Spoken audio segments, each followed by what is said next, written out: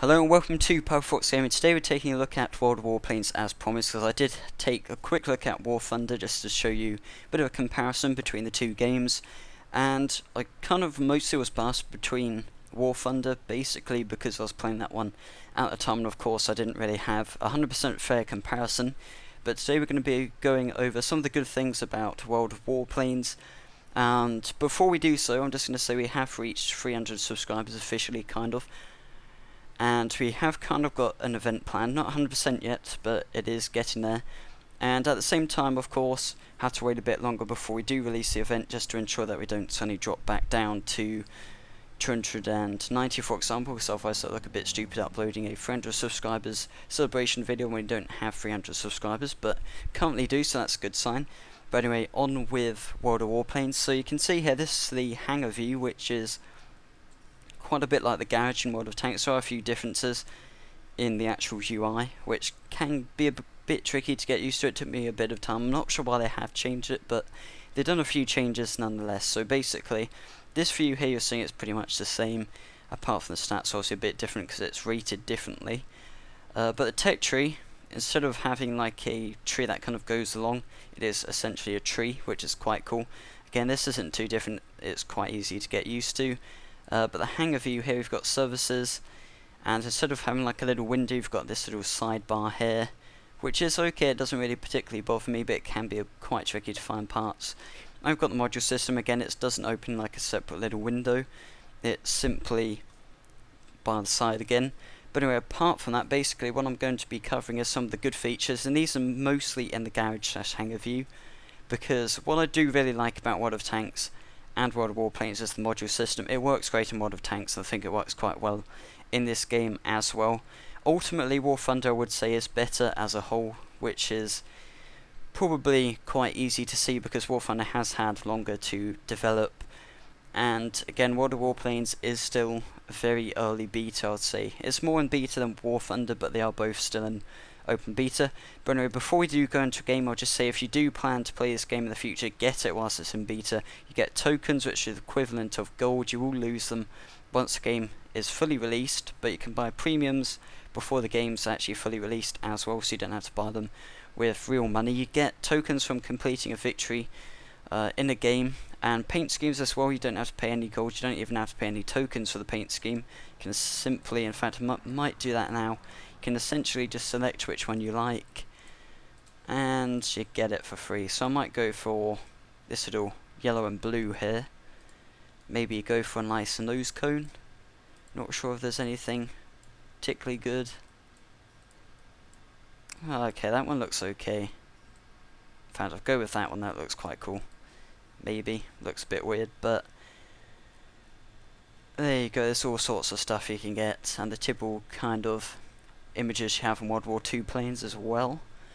And actually that one goes quite nicely, so I'll get that and we can probably go into a battle. I'm not going to be using my tier 3 just to see if we can get into a tier 1 orientated game, because I've usually found, due to the fact that there aren't that many players online most of the time, can be quite tricky to actually get into a game of the same tier. And the thing is, any plane above tier, that's the issue. The tier system always works well pretty much in World of Tanks, apart from matchmaking is sometimes a bit stupid. But in this case, if there's a plane a tier above you, it starts shooting at you, you are pretty much dead.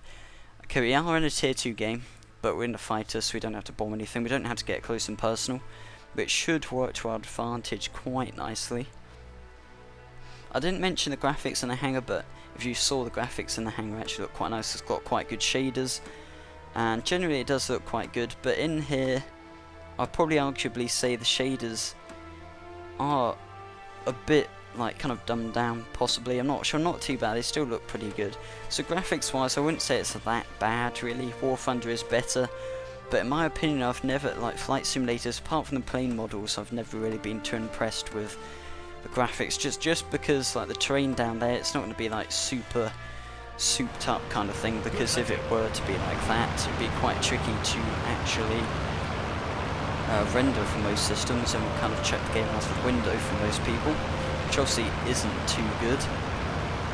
There isn't really, I'm not sure how the throttle control system works, but It's a bit where you can kind of brake by putting the thrust down, in a sense, and you can boost by holding down W, so that's quite a bit the same. Apart from you've obviously got a limited amount of time that you can boost for, which is a bit of a shame, but again, in War Thunder it's kind of like the engine gives out eventually, so kind of the same thing. But one of the other differences is that the UI, most of the time you can see the health of the guy you're shooting at.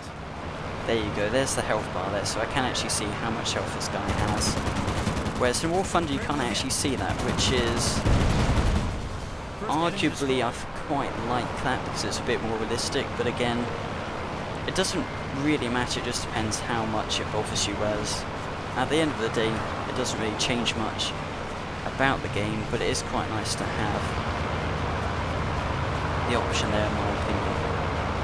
But here you go, we're going to try and shoot this guy. I'm not sure how we'll do. We are hitting him, but not doing too much damage because we're not in the best position here. One of the things that does annoy me is because I'm used to War Thunder controls, it's making it very tricky for me to actually play properly. I keep zooming in randomly, which is probably quite annoying. I might just about get this guy if we can actually shoot him. Yeah, there we go, he did shoot that guy, which is quite good. Didn't work out quite as well as I expected, you almost crashed into him actually. And yes, you can crash into your teammates and the enemies, so probably don't want to crash into your teammates. If you're into kamikaze, possibly might want to just dive into your enemies here. But War Thunder, if you start diving into people, people really do not like it and they'll get quite angry. So there you go, that was kind of like an example of a crash, which in a way quite good, but we did get 3 kills, which is actually pretty decent. You can do quite nicely in this game. We're actually losing, so that probably brings you back to World of Tanks in a way, because I always seem to lose World of Tanks. But there you go, I actually did pretty decently. The tier 2's got 4 kills, I've got 3 kills, which is, actually that's 4 ground kills, sorry, so the fact I've actually got the most kills on our team for tier 1, so pretty good game, I'd say all round for me. I will go back to the garage and just discuss some other bits and pieces. I should probably say hangar because it's obviously planes instead, but otherwise the game is okay for an arcade game if you're into like serious flight sim. It's probably not for you. Again, I'm not sure what joystick controls that. I think Jingles did a video of that and I'm not sure it actually worked. And again, you probably saw from the way I was playing, I wasn't really doing any maneuvers whatsoever. And the reason is that the maneuverability of these planes, while they've also taken turning into account, it's just not quite the same because you can't barrel roll to them like most of my knowledge. I don't think you can. Maybe you can, I'm not sure. I just don't know how to do that possibly. And yeah, it just seems a bit lacking for like fighters and stuff. If you can't do a barrel roll or any kind of like complex maneuvers, you're going to be in a bit of trouble there. So in that regard, it can be quite tricky. But anyway, thanks for watching the video today, guys. Hope you did enjoy the video, and if you did, remember to like and subscribe. See you next time.